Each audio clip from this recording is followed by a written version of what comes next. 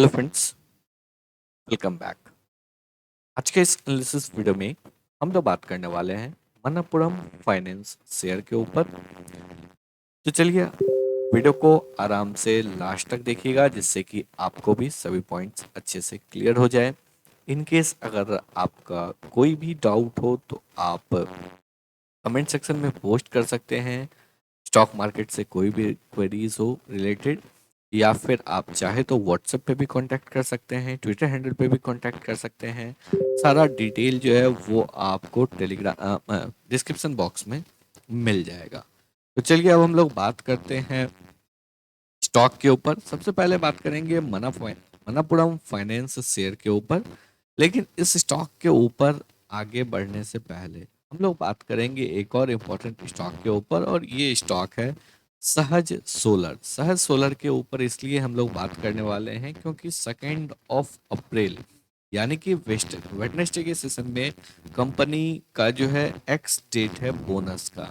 तो जितने भी लोगों के पास ये स्टॉक है उन सभी शेयर होल्डर्स के लिए ये गुड न्यूज़ है। लेकिन अगर 2 अप्रैल को आपके पोर्टफोलियो में ये स्टॉक 50% डिस्काउंट पे दिखे, आपको यहाँ पे घबराना नहीं है क्योंकि ये जो है वो आपको एक्स बोनस डेट है, 1:1 के रेशियो में आपको बोनस मिलने वाला है। और विद इन 3 ट्रेडिंग सेशन जो है वो बोनस शेयर आपके पोर्टफोलियो में क्रेडिट हो जाएगा। चलिए अब बात करते हैं मनापुरम फाइनेंशियर के ऊपर। इस स्टॉक में अगर देखेंगे लास्ट 5 ट्रेडिंग सेशन में स्टॉक 3.9% की गिरावट के साथ क्लोजिंग दिया है। और अगर हम लोग यहाँ पे बात करेंगे लास्ट 1 मंथ में, तो लास्ट 1 मंथ में स्टॉक 15.2% के तेजी के साथ ट्रेड कर रहा है।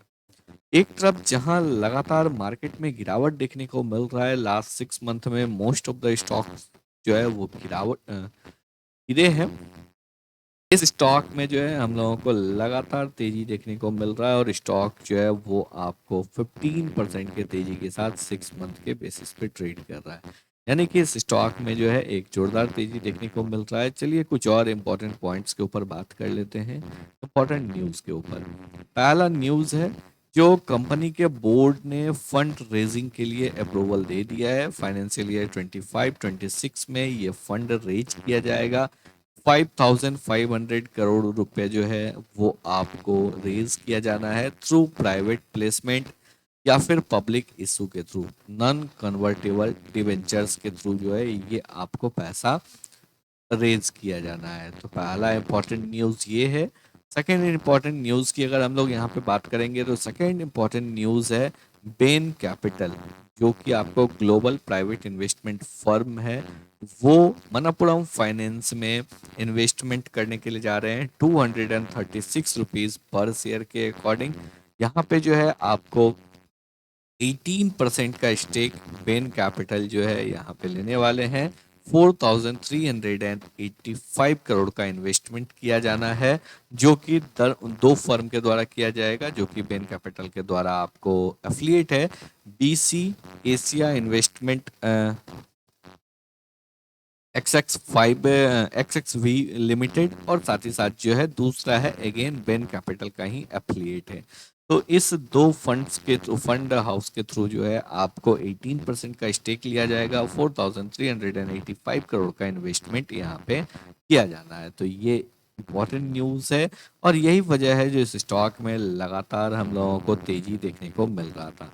चलिए कुछ और इम्पोर्टेंट पॉइंट्स के ऊपर बात कर लेते हैं। सबसे इम्पोर्टेंट पॉइंट अगर देखेंगे, कंपेयर टू पीयर, जो मनप्पुरम फाइनेंस है वो गोल्ड लोन के क्षेत्र में ज्यादा काम करता है, एक एनबीएफसी है। तो यहाँ पे जो है डायरेक्ट पीयर की अगर बात करेंगे तो मुथूट फाइनेंस है, जो कि अगेन सेम सेक्टर में काम करता है। तो यहाँ पे अगर देखेंगे तो मुथूट फाइनेंस जो है 20 के पीई पे ट्रेड कर रहा है, मनप्पुरम फाइनेंस 10 के पीई पे ट्रेड कर रहा है। मुथूट फाइनेंस का मार्केट कैप है 95,664 करोड़ का। मुथूट मनप्पुरम फाइनेंस का है 19,700 करोड़ का मार्केट कैप। अगेन अगर देखेंगे पीईजी रेशियो जो है मनप्पुरम फाइनेंस का कम है 0.54। ROIC ऑलमोस्ट सेम है, यहाँ पे एज जो है वो मनप्पुरम फाइनेंस को है। रिटर्न ऑन इक्विटी अगेन यहाँ पे अगर देखेंगे तो बहुत मेजर डिफरेंस नहीं है, बट एज जो है वो आपको मनप्पुरम फाइनेंस को है। Debt to equity almost same है, बट यहाँ पे जो है मनप्पुरम फाइनेंस का डेट टू इक्विटी स्लाइटली ज़्यादा है कंपेयर टू मुथूट फाइनेंस। वहीं अगर बात करेंगे current market price to book value 1.57, जहाँ पे कि अगेन मनप्पुरम फाइनेंस को एज है। इसके साथ ही अगर हम लोग यहाँ पे बात करेंगे 10 इयर्स का एवरेज पी भी काफ़ी नीचे है। रिटर्न ऑन कैपिटल एम्प्लॉयड में भी मनप्पुरम फाइनेंस को एज है, यानी कि यहाँ पे अगर पीयर कंपैरिजन में देखेंगे तो क्लियरली काफ़ी सारे फैक्टर्स में जो है मनप्पुरम फाइनेंस वो अच्छे लेवल पे दिख रहा है, यानी कि compare to Muthoot Finance Manappuram Finance का वैल्यूएशन यहाँ पे अच्छा दिख रहा है। अब अगर हम ईयर ऑन ईयर बेसिस पे ग्रोथ की बात करेंगे तो लगातार जो है इस कंपनी में भी ग्रोथ देखने को मिला है। एक डिप आया था 2022 में, उसके बाद वापस से बाउंस बैक किया है और लगातार जो है ग्रोथ के ट्रेजेक्टरी पे अगेन इंक्रीज हो चुका है, चल चुका है ये कंपनी। अगर हम लोग यहाँ पे देखेंगे फाइनेंसिंग मार्जिन जो है कंटिन्यूसली 30% के ऊपर यहाँ पे मेंटेन कर रहा है, बट लास्ट क्वार्टर में फाइनेंसिंग मार्जिन रिड्यूस हुआ था। एक यहाँ पे जो है आपको 17% ही ओनली फाइनेंसिंग मार्जिन था, एक टिप देखने को मिला था। तो फाइनेंसिंग मार्जिन जो है इस क्वार्टर में काफ़ी इंपॉर्टेंट हो जाता है, जो यहाँ पे ग्रोथ देखने को मिल रहा है नहीं। और अगर हम लोग शेयर होल्डिंग पैटर्न के ऊपर बात करेंगे 35% प्रोमोटर के पास है, 27% जो है एफआईआई के पास है, ऑलमोस्ट 8% डीआई के पास है और रेस्ट जो है वो आपको रिटेल पब्लिक के पास है। तो चलिए अब हम लोग बात करते हैं कंपनी के चार्ट्स के ऊपर। मंथली कैंडल ऑलरेडी क्लोज हो चुका है, तो मंथली बेसिस पे अगर हम लोग यहाँ पे देखेंगे तो स्टॉक जो है वो आपको एक अच्छा ब्रेकआउट दिया है। बहुत ही शानदार पैटर्न का फॉर्मेशन इस स्टॉक में देखने को मिल रहा है और आई गेस बहुत से लोगों को ये पैटर्न जो है यहाँ पे दिख भी गया होगा, विजुलाइज भी हो गया होगा। एक अच्छा गिरावट हुआ, स्टॉक बाउंस बैक किया, वापस से गिरावट हुआ और अब स्टॉक ने यहाँ पे ब्रेकआउट दे दिया। क्लियरली एक कप एंड हैंडल पैटर्न का ब्रेकआउट हम लोगों को मंथली चार्ट पे इस स्टॉक में देखने को मिल रहा है।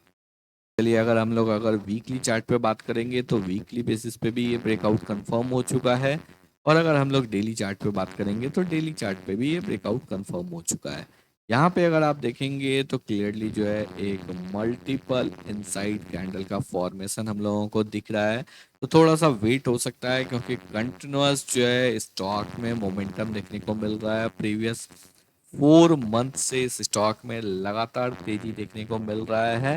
डिस्पाइट के मार्केट में गिरावट है, इस स्टॉक में तेजी है। तो यहाँ पे थोड़ा सा वेट करेंगे क्योंकि ऑलरेडी एक जब कंटिन्यूस तेजी होता है और उसके बाद ब्रेकआउट होता है तो स्टॉक जो है थोड़ा सा यहाँ पे समय ले सकता है। यहाँ पे कंसोलिडेशन में जा सकता है और उसके बाद ब्रेकआउट देगा, तभी एक अच्छा तेजी इस स्टॉक में देखने को मिलेगा। तो इस चीज को थोड़ा सा यहाँ पे जो है आपको ध्यान रखना है। इमीडिएट बाई नहीं करना है, थोड़ा सा कंसोलिडेशन हो जाए उसके बाद आप एंट्री ले सकते हैं। इन केस अगर आपको लग रहा है जो कहीं आप मिस ना कर दे तो यहाँ पे कुछ क्वांटिटी आप बाय कर सकते हैं। वापस से जब पुल बैक करेगा उसके बाद आप यहाँ पे फर्दर जो है अपने पोजीशन को इंक्रीज कर सकते हैं।